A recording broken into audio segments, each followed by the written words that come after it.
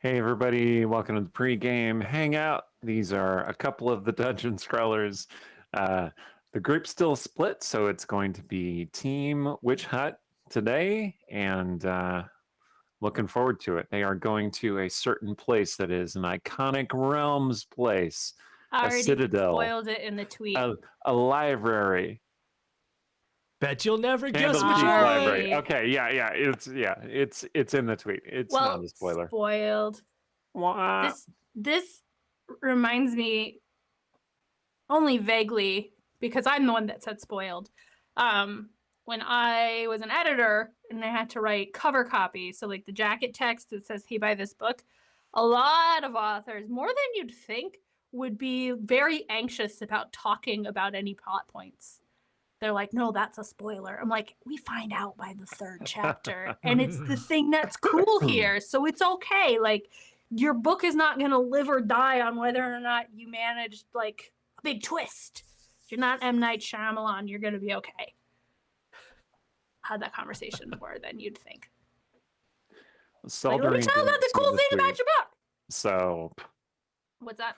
Seldering didn't see the tweet, so she's pleasantly surprised. Oh, cool. She guessed it also.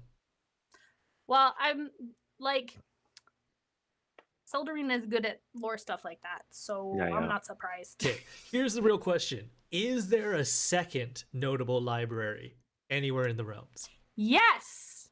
Ooh. The Master's Library. Oh, okay. I was going to have the viewers guess. Mountains. Oh, sorry. Well, anybody who read Brimstone Angels should know that one. Third library that's iconic. Probably. I mean, in this game, Mirren's library is pretty iconic, but that's a well-kept secret. Only a few people know about it. It's not that popular. Yes, but it's iconic to a very select cadre of people. Select clientele. It's open to the elements, which seems like a terrible idea for maintaining books. It does. But Mirren lives on the edge.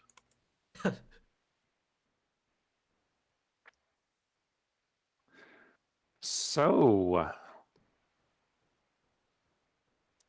how's it going?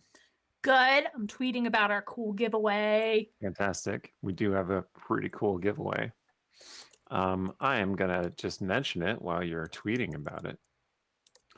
So, there's a new campaign guide for Starborn heroes called the Stargazer's Guide to Aurora.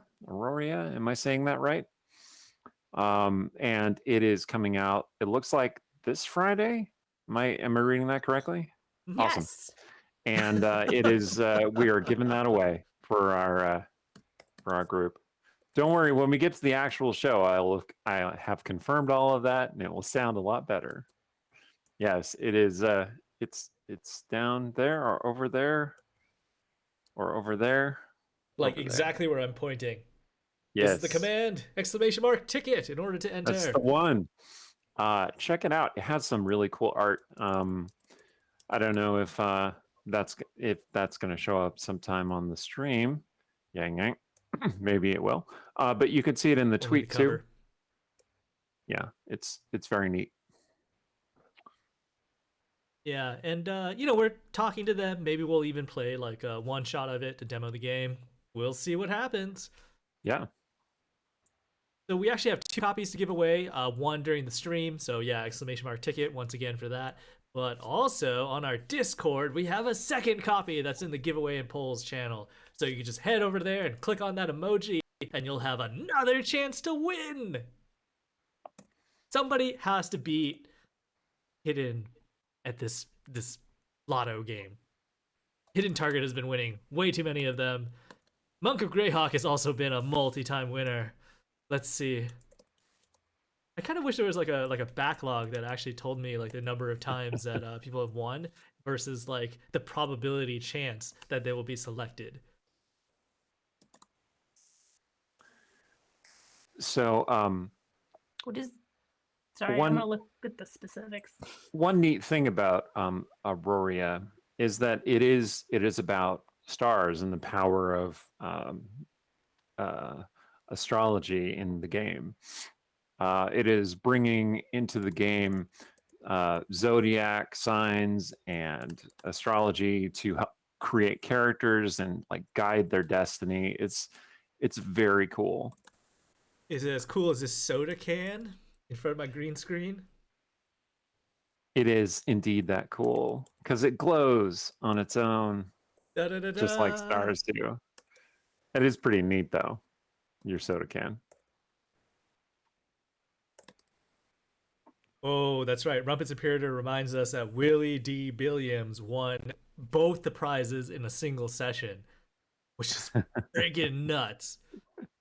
I think I calculated that, and that was like a 3 in 100 and a 6 in 100 chance. That is extremely unlikely to happen. Yeah. Yeah. 18 in 10,000.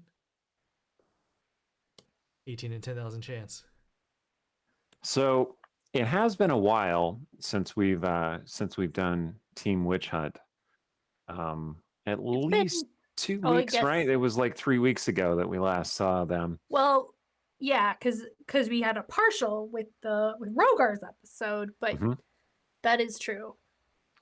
So fortunately, I think we have one of Shay's recaps that's going to that was tied to that previous episode. We got that all figured out, right? Good. Yep. Excellent. Yep. But yeah, it's going to be Calith and Cecilia looking for some information. And where do you find information? The best source of information in the realms is Candlekeep. And I just want to point out this Candlekeep Mysteries book, which we already owned on D&D Beyond, but I also bought a hard copy of because it's just so amazing. Contains a number of one-shot adventures that are all themed around you find a cool book and it has weird implications and you go and solve that adventure. It's not meant to be played as like a campaign. Like very specifically, they don't flow into each other. It's more like, hey, your characters are coming to Candlekeep for other reasons. Oh, they stumble upon adventure while they're there.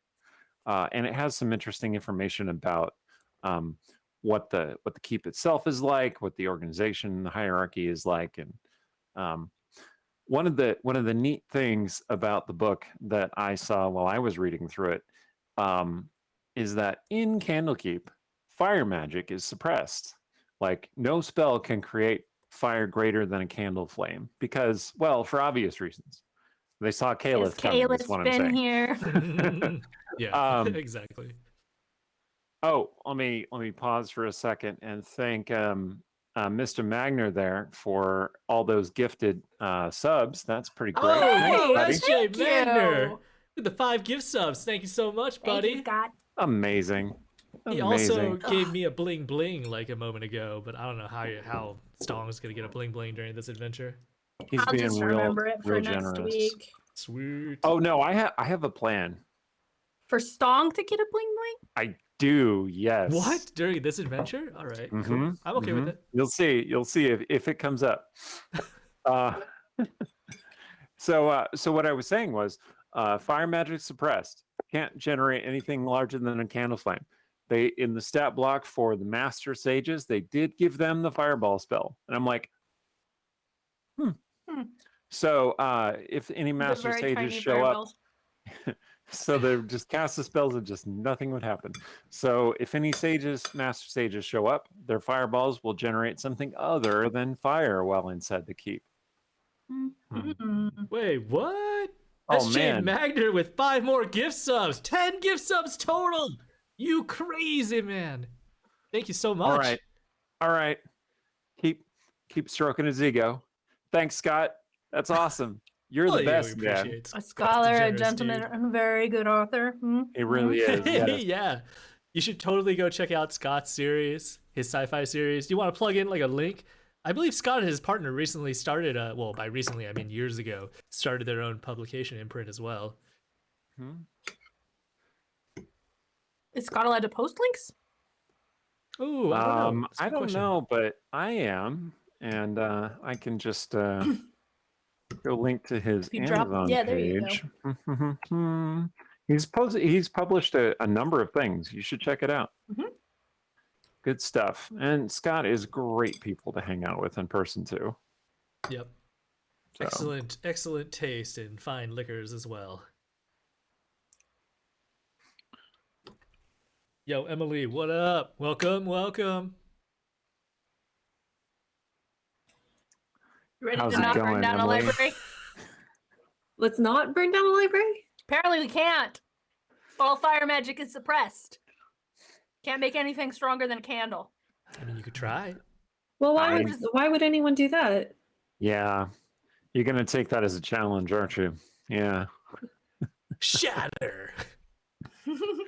I can't burn your books. I will shatter your books. I mean, honestly, I know Calith's burned down a library, so there is a little like, how would it happen? Would it happen again? Because I think I wasn't there for the session where some of that got explored. But I also know for sorry, go ahead. Oh no, I'm just gonna say like that was all an accident. yeah, totally. Misunderstanding. It's just a Like, big what makes it misunderstanding. better? And this isn't me just being Calith going like, no, it actually is so this big understanding. It actually was a misunderstanding and an accident. Fair. But I think the other thing is that the member of our party packing the most fire magic is Sarshan. And That's I right. just Oh, don't interesting. even think anybody should trust Sarshan in a library with a fire spell. So this is a good thing. His I might sword is change my not. tune if we get attacked. His sword is not going to light up. That's the thing. Like he's going to pull it out and go, "Ha ha! Hey!" I have made a point of this entire campaign that Calith does not get fire spells. Well, after a certain point. I made a point that she does not get any fire, that she does not have any fire spells. So Mm. she's trying to clear her name. Oh, I like It's it. interesting. It's interesting how infamy can stick to you, and just follow you along. And people are like, Are you the Variel that burned down a library?" And you're like, that was decades ago. Look at my spell book. Do you see any fire spells in there? Aiden, do you have any fire spells in there? And then they just have to take your word for it. He said no. Yeah. Show me your theory for the crime. Shatter.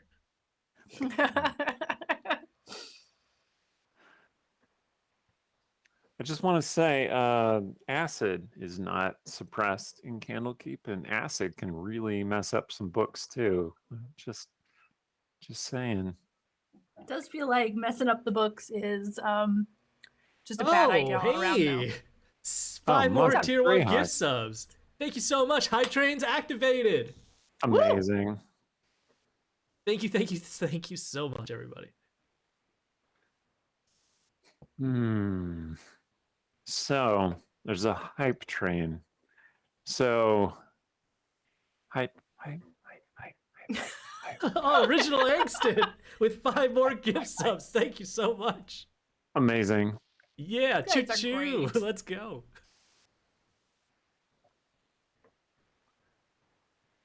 Eric, Yeah. the people are excited to go to Candlekeep. They're excited to see. They're excited to see. Oh, you doing your happy dance, Eric? Oh, SJ Magner with 3 more gift subs. Thank you so much. 100%. I train activated. I'm gonna do the Candlekeep dance, right? Are we starting a precedent of people start a hype train and you dance for them? Well, there's gotta be books, right? Dance, monkey. Entertain the people. I believe Yeah. original. Oh, sorry, go ahead. I believe original Angston said that they were currently running an adventure from the Candlekeep mysteries. I'm curious which Nice. one it is. Ooh, yeah. Eric needs to know just in case. I do. Please let me know. Mystic Maniac also says, Candlekeep. We ended there at my last Avernus session. This might be a sneak peek for you as well. Mm. Mm. I posted it on the Discord, but I didn't want to Oh, tell Eric's people. got to be 5 more gift subs. Are you paying for have some yourself to monies. dance? Eric, you Yeah. know the deal.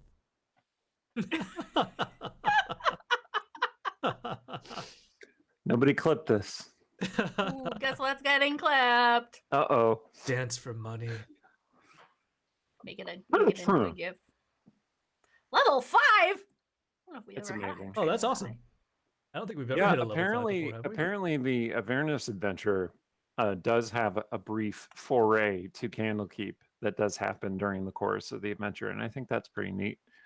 I wonder if the prohibition against fire at Candlekeep also stops hellfire from affecting Candlekeep. I love the idea of devils creeping into Candlekeep and the librarian sages being like, shh, and the devil's like, A friend of because mine Candlekeep's once, its own little universe. his warlock learned how to wield hellfire and used it, shall we say, indiscriminately and unwisely, and burned down the city of Silvery Moon in the realms. It was not a good day. So Original Langston says that it's the adventure with the jackal weirs in it. Oh. If I identify which adventure that is, will it be a spoiler? Probably. Well, And okay. I'm like, so, are we gonna have jackal wares? Yeah. So Aaron, Maybe. in the meantime, so we all heard that fire is suppressed in Candlekeep. But what happens if there's like a fiery creature, such as like a fire elemental in Candlekeep? What happens to them? Are you asking? Did you say Aaron or Eric? Eric. Aaron. Cool. Aaron. What's Aaron. happening? Aaron, just tell me the answer. If you know it. Generally speaking, I don't think they can be summoned into the keep, and they can't enter keep. Maybe they go in and the flames just go down, and you find out what's on the inside of a fire elemental. Yeah, they become Oh. They're like a little gasoline stick person. elementals. It's like just a little tinder elemental. Yeah, like a little smoldering coal for a heart. They're like that guy in Planescape Torment who is just, constantly burning for all eternity. But you have the option of releasing him. And if you do, it turns out that maybe he deserved to burn for all eternity. Yeah. So Seldorine says, what about sunlight? Are they suggesting like fire that's caused by sunlight? Oh, no phoenixes.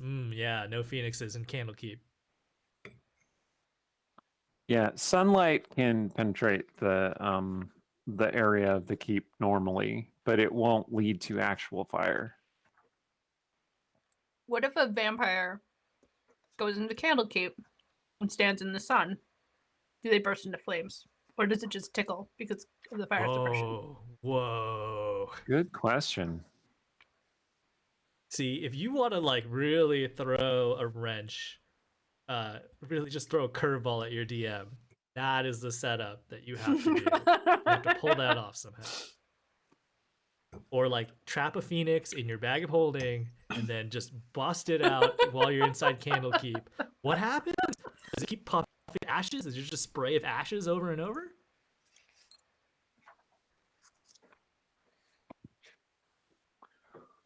Oh, Would a Seldorine phoenix? says. Oh, go ahead. I was gonna Seldorine say says- phoenix in a bag of holding, wouldn't it die? But don't phoenixes But keep then coming back to that's life? True. Oh my god. my gosh. Ah! No, that's well.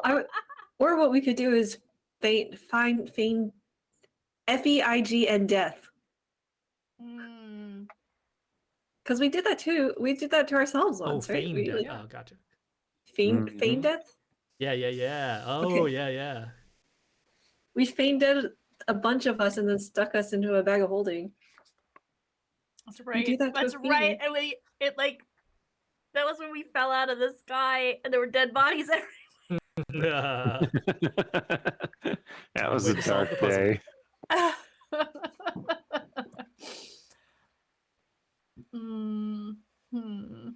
So Seldering's point about the sunlight is that like exposure, like prolonged exposure, will fade books.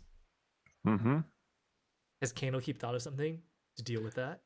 Oh, well, all of the books are kept inside, away from the sunlight.